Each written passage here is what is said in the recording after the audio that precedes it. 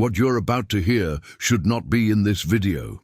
In December of 1987, in a forgotten hollow deep within the mountains of eastern Kentucky, 7 men vanished during a timber operation that was supposed to last only 3 days. When search parties finally reached the camp on the morning of December 26th, what they found was not a scene of accident or natural disaster, but something far more calculated, far more deliberate, and far more disturbing than anything the local sheriff had witnessed in 31 years of service. The official reports were sealed.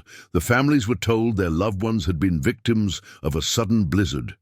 The local newspaper printed a single paragraph about a tragic mishap in the hills. But the truth, the real truth, was buried beneath layers of silence, legal threats, and a cover story so absurd that it would take decades before anyone dared to speak of it again. What happened at Hollowbone Ridge was not an act of nature. It was not a hunting accident. It was not the work of any creature. It was a massacre carried out by men against men for reasons so petty, so rooted in old grudges and broken pride that the authorities chose to blame it on something that did not exist rather than face what their own community had become. By the time you reach the end of this story, you will understand why they invented a monster and why, even today, the survivors refuse to say certain names out loud. Stay until the very last chapter, because what was hidden in those mountains for 37 years will finally be spoken here. The first snow came early that year. By the second week of December, the hills around Harlan County were already white, and the old-timers said it would be the coldest winter since 1977. The timber company out of Lexington had contracted a small crew to clear a stand of old-growth hardwood on a ridge that had no official name on any map, but which the locals had called Hollowbone for as long as anyone could remember. The name came from an old story, something about a pioneer family that had perished there during a famine, their bones found hollowed out by animals, but no one believed it anymore. It was just a name. The crew was made up of 7 men, all from the same county, most of them related by blood or marriage. There was Earl Combs, 54, the foreman, a man who had spent his entire life cutting trees, and who walked with a limp from a chainsaw accident in 1972. His nephew, Dale Combs, 26, was the youngest of the group, a quiet man with a wife and a newborn daughter waiting for him back in the town of Evarts. The others were Virgil Sizemore, 41, known for his temper and his skill with an axe. His brother-in-law, Curtis Napier, 38, who had just returned from a failed attempt to find work in Ohio. Roy Howard, 47, a deacon at the Baptist church and the only man in the group who did not drink. Leonard Brewer, 50, a former miner who had lost 2 fingers in a collapse and now worked timber because it was all he could find.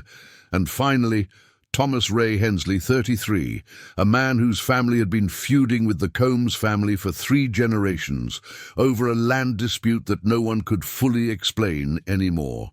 No one was happy that Thomas Ray had been assigned to the crew. Earl had protested to the company, but they had insisted. They needed 7 men, and Thomas Ray was available. The Combs family and the Hensley family had not spoken civilly in decades. The grudge was old, rooted in accusations of stolen cattle, a disputed property line, and a death that had occurred in 1951 under circumstances that were never fully resolved. Earl had been a boy when his uncle was found dead at the bottom of a ravine, and though nothing was ever proven, the Combs family believed that a Hensley had pushed him. Thomas Ray's grandfather had always denied it, but denial meant nothing in these hills. Memory was long, and forgiveness was rare. The men loaded their gear into 2 trucks on the morning of December 22nd. The plan was simple. They would drive up the old logging road as far as it would take them, then hike the remaining 2 miles to the cutting site.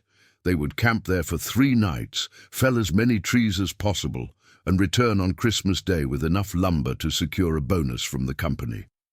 The money was good, and all of them needed it. The economy in Holland County had been collapsing for years. The mines were closing. The young people were leaving. A man took whatever work he could find, even if it meant spending Christmas in the freezing woods with people he did not trust. Earl drove the lead truck. Dale sat beside him, staring out at the white hills. Neither of them spoke about Thomas Ray, but both of them were thinking about him. In the second truck, Virgil and Curtis sat in front, while Roy, Leonard, and Thomas Ray squeezed into the back seat. The tension was silent but heavy. Thomas Ray looked out the window and did not say a word. He knew he was not welcome. He did not care.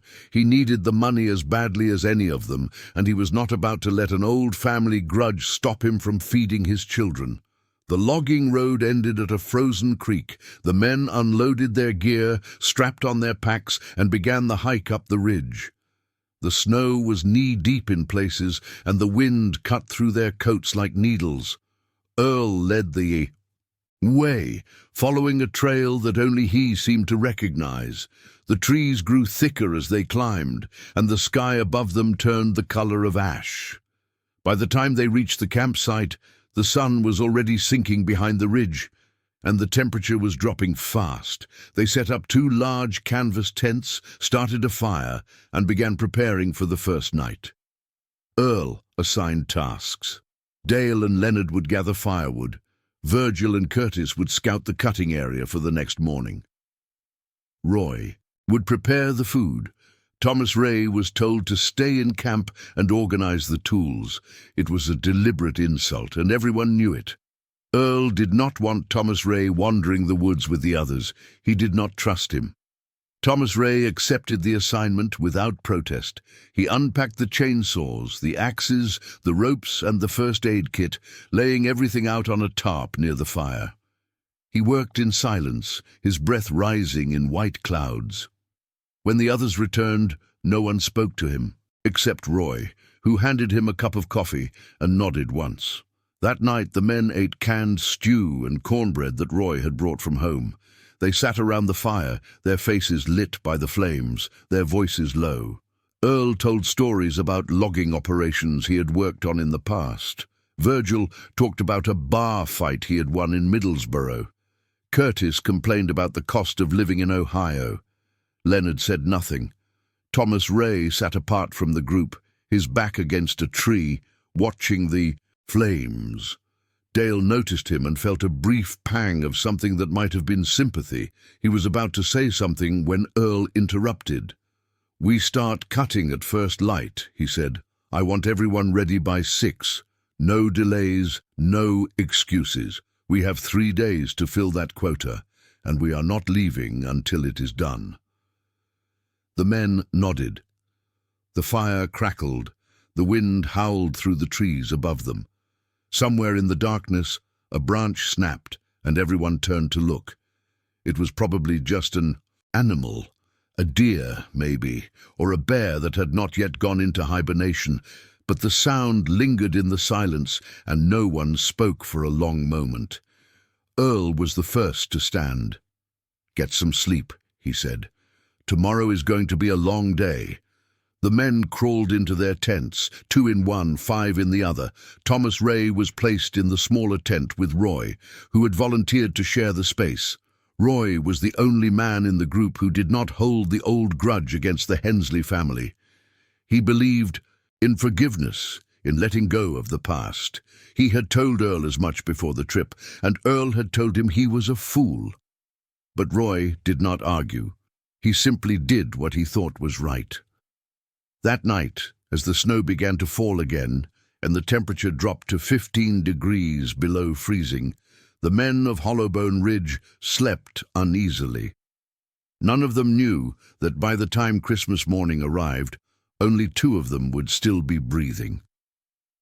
Check if you are already subscribed to this channel, because the stories told here are not for everyone. They are for those who want to know what really happened, even when the truth is something no one was ever meant to hear. The morning of December 23rd came with a brutal cold that made the air itself feel sharp. Earl was the first one awake, crawling out of the tent just as the first grey light began to seep through the trees. The fire had died down to embers, and he knelt beside it, feeding it dry kindling until the flames came back to life. One by one, the others emerged. Virgil, Curtis, Leonard, Dale. They moved slowly, their bodies stiff from the cold, their breath forming thick clouds in the frozen air. Roy came out next, followed by Thomas Ray, who said nothing and walked straight to the edge of the camp to relieve himself behind a tree. Earl watched him go, his jaw tight. "We eat fast," he said. "We are burning daylight." Breakfast was coffee, hardtack, and strips of dried venison that Leonard had brought from home. The men ate standing up, their boots crunching in the snow, their eyes fixed on the dark line of trees where the cutting would begin. Earl reviewed the plan. They would work in pairs. He and Dale would handle the felling.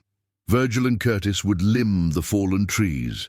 Leonard and Roy would haul the logs to the clearing where they could be measured and marked. Thomas Ray would work alone, cutting brush and clearing paths. Again, he was being kept apart. Again, he said nothing. The work began just after 7. The sound of chainsaws filled the hollow, echoing off the ridges, scattering birds and squirrels into the deeper woods. The old-growth hardwoods were massive, some of them 3 feet in diameter, their bark blackened with age and cold. Earl selected the first tree, a towering oak that had probably been standing since before the Civil War. He cut the notch, then moved around to the back and began the felling cut. Dale stood at a safe distance, watching, waiting to call out when the tree began to fall. The oak came down with a roar, crashing through the smaller trees around it, sending up a plume of snow and broken branches. The men cheered. It was a good start. By noon, they had felled 4 trees and limbed 2 of them. The work was exhausting, but the rhythm was steady. Earl allowed a short break for lunch, and the men gathered around the fire, passing around cans of beans and more dried meat. Thomas Ray sat apart from the group, as he always did. He ate quickly, then returned to his work, clearing brush from the area where the next tree would fall. Dale watched him go and felt that pang of sympathy again. "He is not a bad man," Dale said quietly, so only his uncle could hear. Earl did not look up from his food. His grandfather was, he said, and his father before that. The apple does not fall far from the tree. Dale said nothing more. He knew better than to argue with Earl about the old grudge. It was part of the family, as much as their name or their blood. It was to question everything. The afternoon passed without incident. By the time the sun began to set, the men had felled 6 trees and hauled 3 of them to the clearing. Earl was pleased. They were ahead of schedule. If they kept up this pace, they would have more than enough to meet the quota and earn the bonus. That night, the mood around the fire was lighter. Virgil told a joke about a preacher and a bootlegger. Curtis laughed so hard he choked on his coffee. Even Leonard cracked a smile, which was rare for him. Roy led the group in a hymn, and though not everyone sang, no one objected. Thomas Ray sat at the edge of the firelight, whittling a piece of wood with a small knife. He did not join in the singing, but he did not seem hostile either. He was simply there, present but apart, like a guest who had not been invited but had shown up anyway. The night grew colder. Earl estimated it was close to 20 below. He told the men to keep the fire burning all night, in shifts, and assigned Thomas Ray to the first watch. It was another deliberate insult. The first watch was the coldest, the loneliest. Thomas Ray would be sitting alone in the freezing dark while the others slept. But again, Thomas Ray accepted without protest. He pulled his coat tighter around his shoulders and settled into his spot near the fire. The others crawled into the tents, and the camp fell silent. For 2 hours, nothing happened. Thomas Ray fed the fire, watched the flames, and listened to the wind in the trees. The woods were dark beyond the circle of light, and the silence was so deep that he could hear his own heartbeat. Then, just after midnight, he heard something else. A sound that made him freeze. It was a voice. Low, indistinct, coming from somewhere in the trees to the north. Thomas Ray stood slowly, his hand moving to the knife at his belt. He strained to listen, but the wind had picked up, and the sound was gone. He waited, barely breathing, for what felt like an eternity. Nothing. He told himself it was his imagination, the cold, the isolation, the tension of being here with men who hated him. It was playing tricks on his mind. He sat back down and fed another log to the fire, but he did not sleep. And when Leonard came out to relieve him at 2 a.m, Thomas Ray said nothing about what he had heard. He crawled into his tent, lay down beside Roy, and stared at the canvas ceiling until exhaustion finally pulled him under. He dreamed of the ravine where Earl's uncle had been found all those years ago. In the dream, he was standing at the edge, looking down, and someone was behind him, breathing heavily, waiting. He woke just before dawn, his heart pounding, his body drenched in sweat despite the cold. The camp was stirring. The men were rising, and somewhere in the trees the sun was beginning to burn through the grey. The morning of December 24th began like the one before. Cold, grey, silent. The men rose from their tents, stiff and exhausted, and gathered around the fire for coffee and hardtack. Earl reviewed the day's plan. They were ahead of schedule, but he did not want to slow down. The weather could turn at any moment, and he had seen too many logging operations fail because men got overconfident. They returned to the cutting area just after 7. The chainsaws roared back to life. The axes bit into frozen wood. The rhythm of the work was steady, almost hypnotic, and for a few hours the tension in the camp seemed to fade. Then just before noon, the first argument broke out. It started over something small. Thomas Ray was clearing brush near the base of a tree that Virgil was preparing to limb. He stepped too close, and Virgil shouted at him to get back. Thomas Ray did not move fast enough. Virgil threw down his axe and got in Thomas Ray's face, shoving him hard enough to make him stumble. "You trying to get yourself hurt," he said, "or are you just stupid?" Thomas Ray regained his balance and looked at Virgil, with an expression that was hard to read. "I am doing my job," he said, "same as you." Virgil's face reddened. "Do not talk back to me, Hensley. I know what your family is. I know what you people do." Earl stepped between them before it could escalate. "Enough," he said. "We have work to do. This is not the time." Virgil glared at Thomas Ray for a long moment, then spat on the ground and walked away. Thomas Ray said nothing. He picked up his brush hook and returned to work, his face expressionless. But Dale, who had been watching from a distance, saw something in his eyes, something cold, something patient, something that made him uneasy. The rest of the day passed in tense silence. The men worked, but they did not speak. The camaraderie of the previous night was gone, replaced by a heaviness that seemed to seep into everything. By the time they returned to camp that evening, the atmosphere was thick with unspoken hostility. Dinner was eaten in silence. Virgil sat on one side of the fire, Thomas Ray on the other. Earl positioned himself between them, like a wall. Roy tried to lighten the mood with a story about his childhood, but no one was listening. Leonard stared into the flames, his face unreadable. Curtis kept glancing at Virgil, as if waiting for him to make a move. After dinner, Earl announced the watch schedule.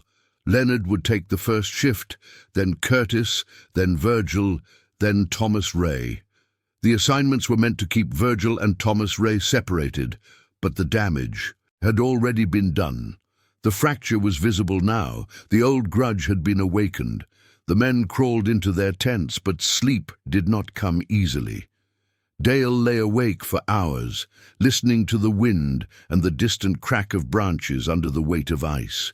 He thought about his wife, his daughter, the warm house waiting for him back in Evarts. He wanted to be anywhere but here. Sometime after midnight, he heard voices outside, low, tense, angry. He recognized Virgil's voice first, then Thomas Ray's.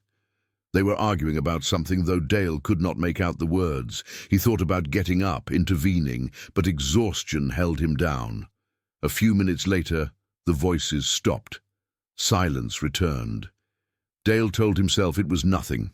Just two men with too much history and too little space. It would blow over. They would finish the job, collect their pay, and go home. Christmas would come, and the grudge would go back to sleep for another generation. He did not know that the argument outside had ended with a promise. He did not know that Virgil had said something unforgivable, something about Thomas Ray's wife and children, something so vile that no man could let it stand. And he did not know that Thomas Ray, standing alone in the freezing dark, had made a decision that would change everything. What would you do if someone took everything from you, not with violence, but with words, with silence, with a hatred so old it felt like law? Leave a comment below, because the answer might say more about you than you realize. Christmas morning arrived under a sky the color of iron. The wind had died during the night, and the silence that hung over the camp was absolute, broken only by the occasional crack of ice in the trees. Earl was the first to notice that something was wrong. He crawled out of his tent just after 6, expecting to see Thomas Ray by the fire, finishing his watch. But the fire had burned down to cold ash, and Thomas Ray was gone. Earl called out his name. No answer. He checked the other tent, rousing the men inside, Roy, Leonard, Dale, Curtis. They emerged one by one, confused and bleary-eyed. Then someone asked the question that made everyone freeze. Where is Virgil? The tent flap was open. The blankets inside were tangled, half-dragged toward the entrance. There were marks in the snow outside, long furrows that led toward the trees. And there was something else, something that made Dale's stomach drop. A stain in the snow. Dark, spreading, already freezing solid. The men stood in silence, staring. No one wanted to say what they were all thinking. Earl was the first to move. He grabbed his rifle from the tent and started toward the tree line, following the marks in the snow. The others followed, their breath rising in white clouds, their faces pale with fear. The trail led down a slope, through a thicket of frozen brambles, and into a narrow ravine that cut through the ridge. The snow here was deeper, waist-high in places, and the going was slow.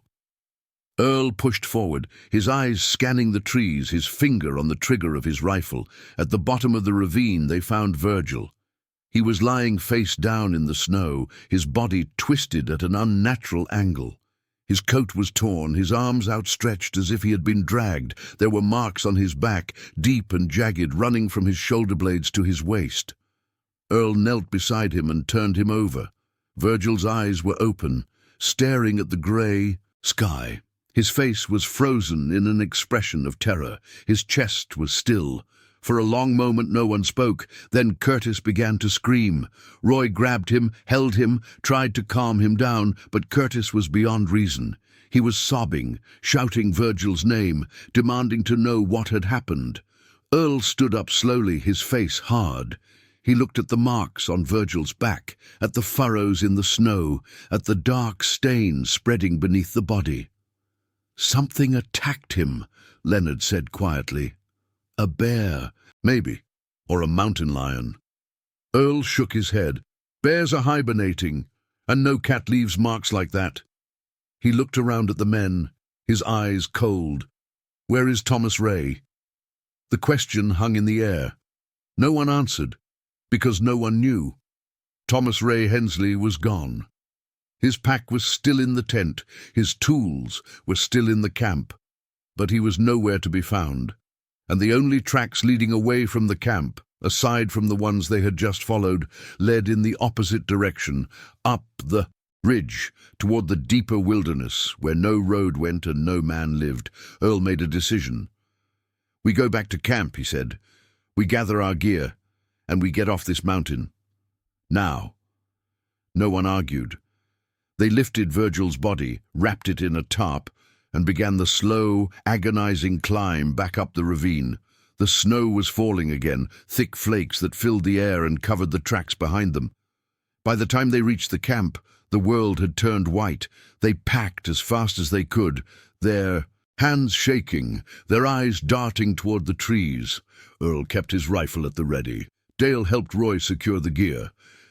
Leonard and Curtis worked together, though Curtis was still crying, still muttering under his breath. They were ready to leave within the hour. But as they started down the trail toward the logging road, they heard something that stopped them cold. A scream, high, piercing, inhuman. It came from somewhere ahead of them, somewhere between them and the road. Earl raised his rifle. The men froze. The scream came again, closer this time, echoing off the ridges, then silence. They waited, barely breathing for what felt like an eternity. Nothing moved. Nothing made a sound. Earl motioned for them to keep going. They moved slowly now, every step deliberate, every sound magnified. The snow was falling harder, reducing visibility to a few dozen yards. The trees pressed in on either side, their branches heavy with ice. They were halfway to the road when Leonard saw it. A figure, standing in the trees about 50 yards ahead. Tall, dark, unmoving. Leonard stopped, raised his hand, pointed. The others turned. The figure did not move.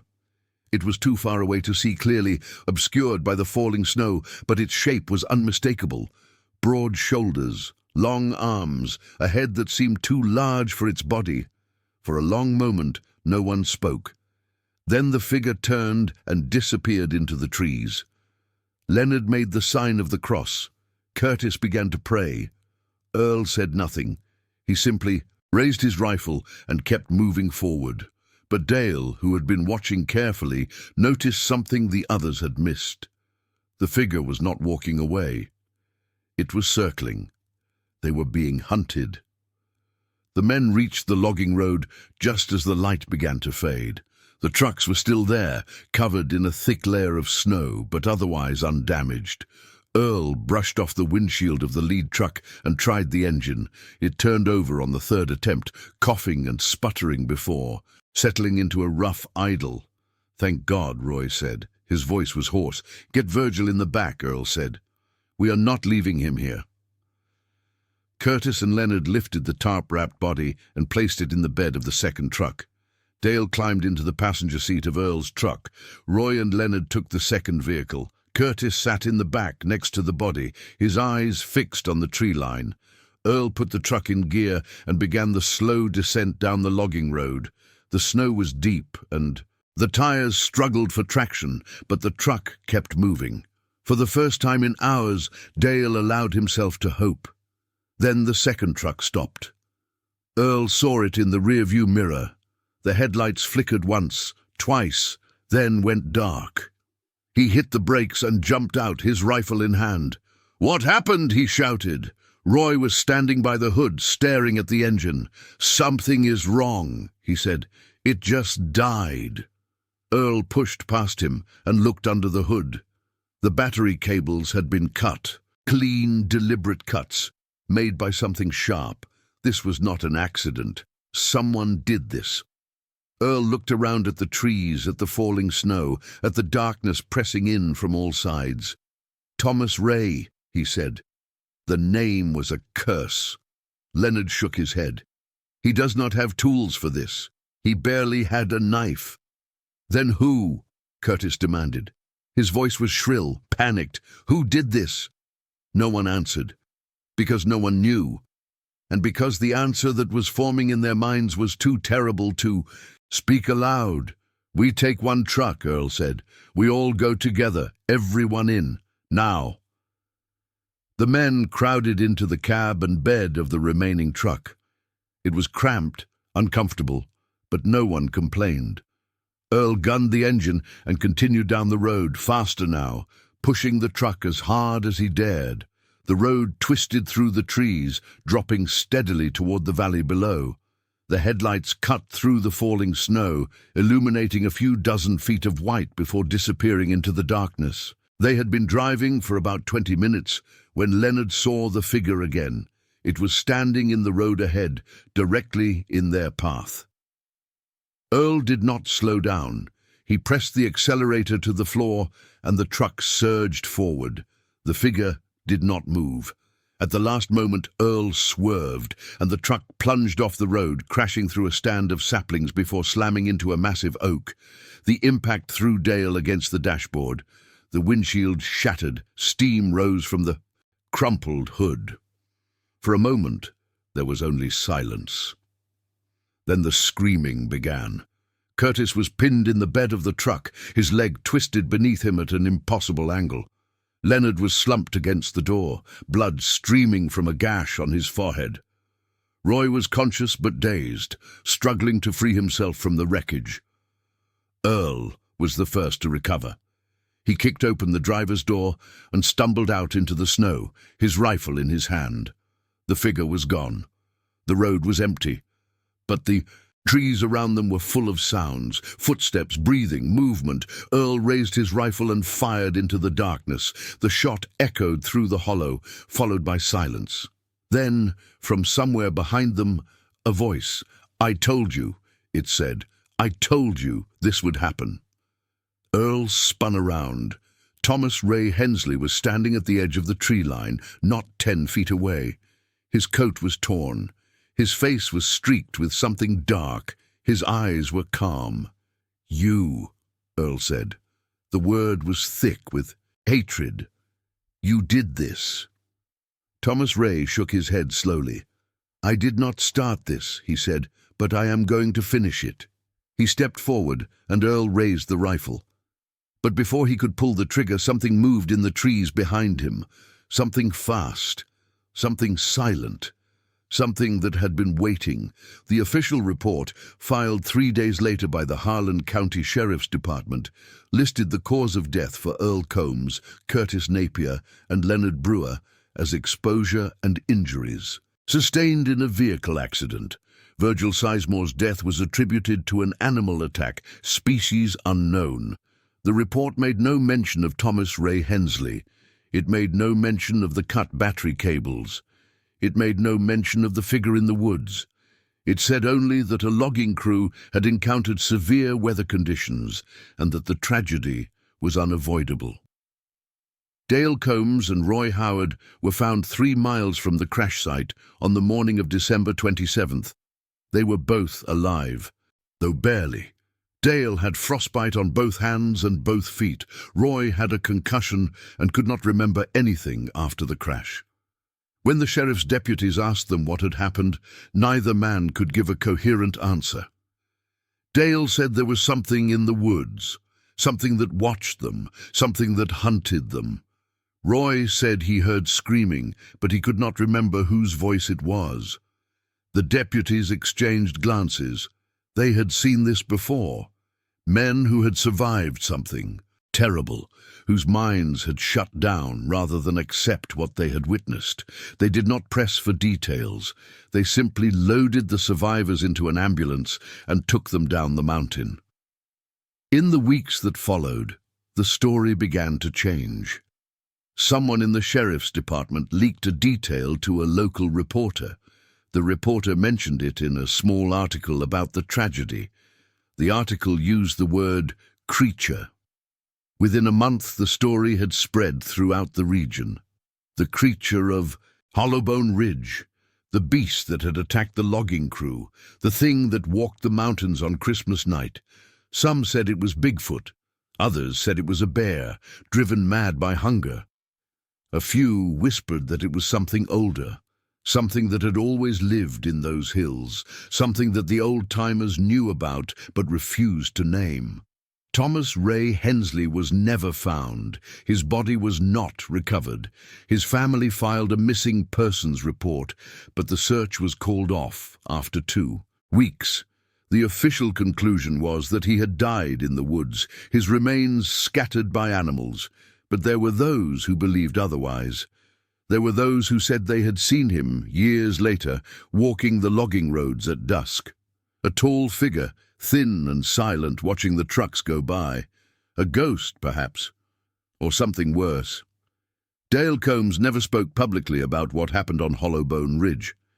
He lost 3 fingers on his left hand to frostbite, and he never worked timber again.